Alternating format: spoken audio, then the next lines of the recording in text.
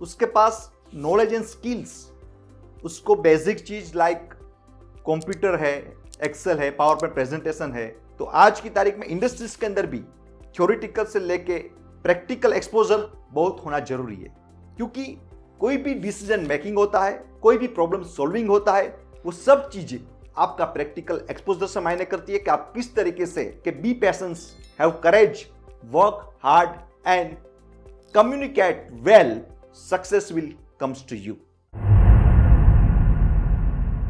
मेरा नाम Kapil Joshi, Jawahar Navodaya Vidyalaya Rajkot, batch year 1994 to 1999, 2007 से लेके 2024।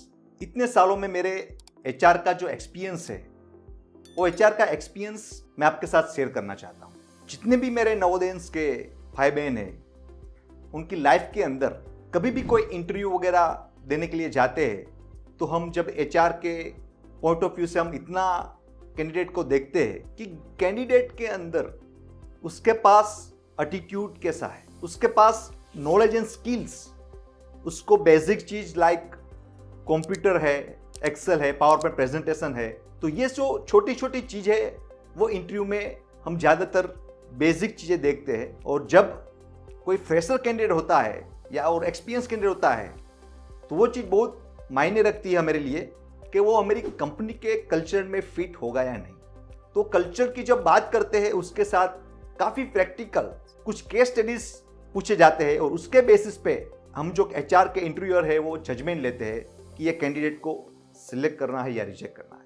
तो मेरा एक ही सजेशन है कि डाउन टू अर्थ रहा करो, और अपना जो बॉडी लैंग्वेज, एटीट्यूड और बेसिक कंप्यूटर नॉलेज होना चाहिए, जो कंपनी का कल्चर फिट वो उसके हिसाब से होना चाहिए।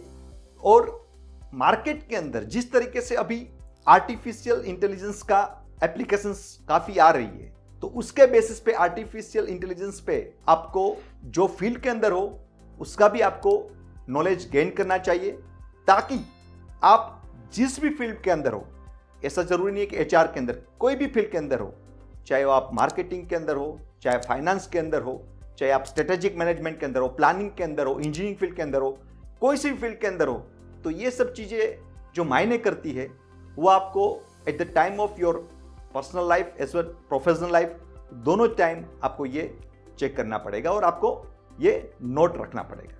लाइफ के अंदर एक और एक्सपीरियंस शेयर करना चाहूँगा कि जो एजुकेशन है, इट्स नेवर एंडिंग।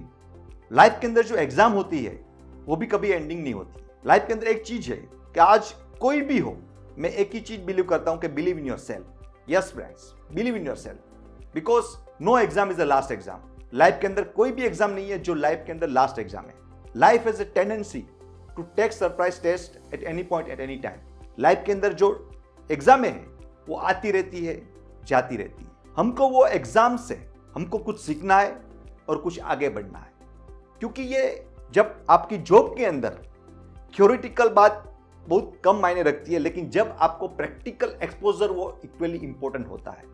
तो लाइफ के अंदर कहीं पर भी जाइए और वही प्रैक्टिकल एक्सपोजर मुझे मालूम है कि जो नवोदय देती है वो आज की तारीख में कोई स्कूल नहीं दे पाती, क्योंकि नवोदय एक ऐसा खजाना है कि आदमी का जो बेसिकली उसका 6th से लेकर 12th तक वो सभी चीज के अंदर उसको प्रैक्टिकल ट्रेनिंग वहां पर मिलती है। तो आज की तारीख में इंडस्ट्रीज के अंदर भी थ्योरेटिकल से लेके प्रैक्टिकल एक्सपोजर बहुत होना जरूरी है, क्योंकि कोई भी डिसीजन मेकिंग होता है, कोई भी प्रॉब्लम सॉल्विंग होता है, वो सब चीजें आपका प्रैक्टिकल एक्सपोजर से मायने करती है कि आप किस तरीके से आदमी के साथ आप बिहेव कर सकते हो, आदमी के साथ कैसे आप जजमेंटल बन सकते हो, आप किस तरीके से डिसीजन मेकिंग लेके उसका प्रॉब्लम सॉल्विंग कर सकते हो।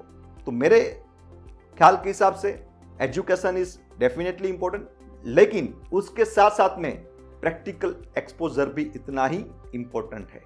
तो जितना बने उतना प्रैक्टिकल एक्सपोजर लिया कीजिए, और कोई भी चीज हो लाइफ के अंदर सब चीज में पार्टिसिपेशन किया कीजिए, और कोई भी पार्टिसिपेशन रहेगा उसमें कुछ ना कुछ आपको लर्निंग 110% मिलेगी और मिलेगी। इतना ही मैं बोलना चाहूंगा लास्ट में कि be patience, have courage, work hard and communicate well, success will comes to you. तो ये बहुत स्पष्ट है कि आप कम्युनिकेट वेल कीजिए, सक्सेस आपके पास जरूर आएगी, जरूर आएगी, जरूर आएगी। Thank you.